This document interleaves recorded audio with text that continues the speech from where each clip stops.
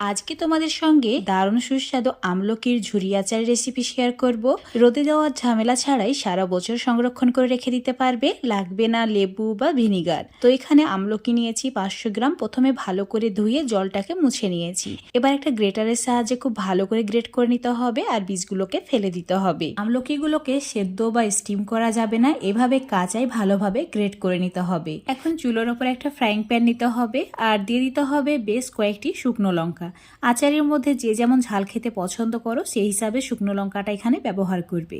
এই শুকনো লঙ্কা এখন একটা প্লেটের মধ্যে তুলে রেখে দিতে হবে আর ওই ফ্রাইং প্যানে দিয়ে দিতে হবে 1 চামচ 5 ফোড়ন, গোলমরিচ হাফ চামচ গোটা ধনে, হাফ চামচ জিরে। এখন সমস্ত কিছু একদম হালকা গোল্ডেন হওয়া পর্যন্ত ভেজে নিতে হবে। মশলা থেকে হালকা সুগন্ধ বের হতে শুরু করলেই চুলো থেকে নামিয়ে ঠান্ডা করে নিতে হবে। তারপর একটা মিক্সচার জারের মধ্যে নিয়ে তার মধ্যে শুকনো লঙ্কাগুলো অ্যাড করে দিতে হবে আর ঠিক